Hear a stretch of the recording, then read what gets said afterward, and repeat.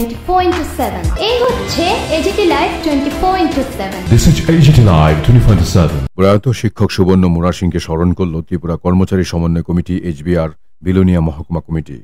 সুবর্ণ মুরা সিং ছিলেন বিলোনিয়া বিদ্যাপীঠ দ্বাদশ শ্রেণী বিদ্যালয়ের শিক্ষক। ছাত্রজীবন থেকে তিনি বামপন্থী গণসংগঠনের সাথে যুক্ত ছিলেন।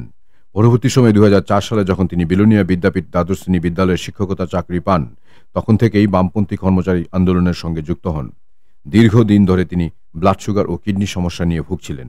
এই কঠিন রোগের কাছে হার মেনে না ফেরার দেশে চলে গেলেন শিক্ষক সুবর্ণ মুরা সিং। গত 12ই মে আগরতলা জিবি হাসপাতালে শেষ নিঃশ্বাস ত্যাগ করেন তিনি। প্রয়াত শিক্ষক সুবর্ণ মুরা সিং এর স্মৃতির প্রতি শ্রদ্ধা জানিয়ে শনিবার ত্রিপুরা সরকারি কর্মচারী সমন্বয় কমিটি HBR বিলোনিয়া মহকুমা কমিটি কার্যালয়ে সুবর্ণ মুরা সিংকে শ্রদ্ধা জানান। শ্রদ্ধাঞ্জলি অনুষ্ঠান শুরুতে প্রয়াত শিক্ষক সুবর্ণ মুরা সিং এর প্রতিকৃতিতে পুষ্পস্তবক দিয়ে শ্রদ্ধা জানানোর পর তাঁর আত্মার সদ্গতি কামনা করে 1 মিনিট নীরবতা পালন করা হয় শ্রদ্ধাঞ্জলি অনুষ্ঠানে।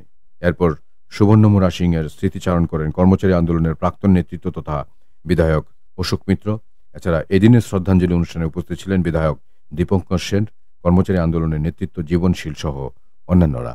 Bureau report AGT live 24/7। Congress সুবর্ণ মুরা সিং SFI এবং TSU এর সঙ্গে যুক্ত হয়ে এর মাধ্যমে তিনি ক্রমে TSU এর অবিভক্ত বিলোনিয়া বিভাগীয় কমিটির সম্পাদকের পদে উন্নীত হন। TUKC এর কেন্দ্রীয় কমিটির সদস্য, TTHBR এর রাজ্য পরিষদের সদস্য।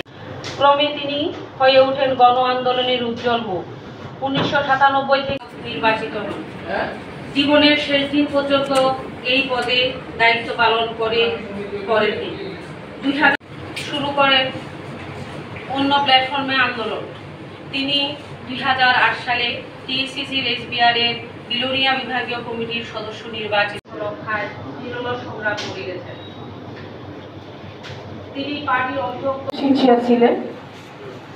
যে কোনো কাজের জন্য খুব নিষ্ঠার সাথে এবং সিনসিয়ার একদম ডিসিপ্লিন ভাবে সময়ের আগেই সবকিছু রেডি থাকতেন।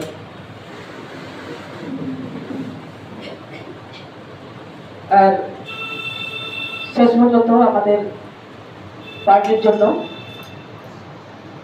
অত্যন্ত নিষ্ঠার সাথেই দায়িত্ব পালন করে গেছেন এবং বলতেন সবসময় আমাদের সরকার যদি আসতো আজকে এই অবস্থা হলো না। তাদেরকে আমি ধন্যবাদ জ্ঞাপন করছি। সুবর্ণ মুরা সিং একেবারে ছোটবেলা থেকে আমি দেখিনি, কিন্তু যে সময় থেকে তাকে দেখেছি ছোটখাটো সুন্দর মিষ্টি হাসি, তার সেই মুখটা সবসময় মনে পড়ছে। এত সকাল সে আমাদের ছেড়ে চলে যাবে এটা আমরা ভাবতে পারিনি। এটা ছিল যে অন্যায়কে মেনে নিতে পারতেন না, স্পষ্টবাদী। যদি কোনো বিষয় যে সত্যি জিনিসটা বিষয় তাই, অথচ আমরা বলছি যে না বিষয়টা তা না, তখন সে খুব মনে ব্যথা পেত এবং খুব সেন্টিমেন্টাল হয়ে পড়ত। অর্থাৎ নিজে অন্যায়কে বা যেটা সঠিক নয় সেই কাজটা হচ্ছে এটাকে মেনে নিতে পারতেন না। এটা তার একটা বৈশিষ্ট্য, তার মধ্যে আমরা সেখানে মধ্যে দেখেছি। আরো আগে থেকেই আমার পরিবারের সঙ্গে সে জড়িত, বিশেষ করে ছাত্র আন্দোলন যখন করতো আমাদের অফিসে, পার্টি অফিসে, সেখানে মধ্যে থাকতো সুবর্ণ। তখন পরীক্ষিত সহ অনেক সময় আমাদের বাড়িতে সেখানে মধ্যে যেতেন, অনেকক্ষণ বসতেন, আড্ডা দিতেন। আমার স্ত্রী তাদের সঙ্গে অনেক পরিচিত সেখানে ছিল। খারাপ লাগে আজকের দিনে তার মুখটা যখন ভেসে আসে, সত্যি খুব খারাপ লাগে। এই বিরোচেতা সুবর্ণ আজ আমাদের ছেড়ে চলে যাবে, এটা আমরা সেখানে বললাম যে ও মারা গেছে। আমি ভাবতেই পারছিলাম না যে কি করে সে মারা গেল। খুব কম বয়স, খুব ছোটকাল থেকে তাকে চিনি। তার বাবা থেকে পরিচয়, যিনি আমাদের ভাবে অনেক ছোটবেলায় থেকে তাকে আমরা চিনতাম।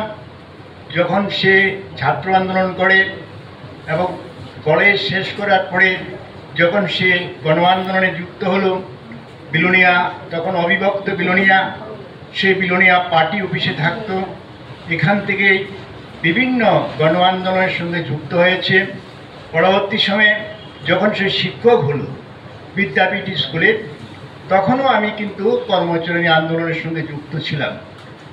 এই 2008 সালে প্রথম তাকে সমন্বয় কমিটিতে নিয়ে যাওয়া, সেই উদ্যোগও আমি নিয়েছিলাম যে তাদের থেকে যেহেতু এসটি প্রতিনিধি হিসাবে একজন আসবে, সুবর্ণকেই নেওয়ার জন্য তখনকার যারা বেসরকারি শিক্ষক সংগঠনে ছিলেন তাদের কাছে আমি অনুরোধ করেছিলাম এবং দায়িত্ব দিয়েছিলাম।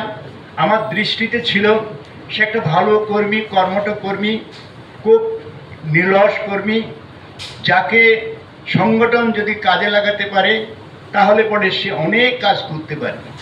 এই বিদ্যাপীঠ স্কুলের শুধু লেখাপড়া নয়, বিদ্যাপীঠ স্কুলের শিক্ষক কর্মচারী আন্দোলনের সঙ্গে সে কীভাবে যুক্ত হয়েছিল বিভিন্ন সময়ে বিভিন্নভাবে সেটা আমরা লক্ষ্য করেছি। যাই হোক, মানুষ মরণশীল, আমরা সকলেই চলে যাব একদিন, কিন্তু খুব খারাপ লাগছে এত তাড়াতাড়ি চলে যাওয়াটা, এটাকে মানতে পারছি না যে সাধারণ 49-50 বছরে সে চলে যাবে। এখন অনেক কাজ তার বাকি রয়েছে, তার পরিবারের প্রতি তার দায়িত্ব রয়েছিল, সমাজের প্রতি তার দায়িত্ব পালনের সুযোগ সময় ছিল, সে সময় সে চলে গেল।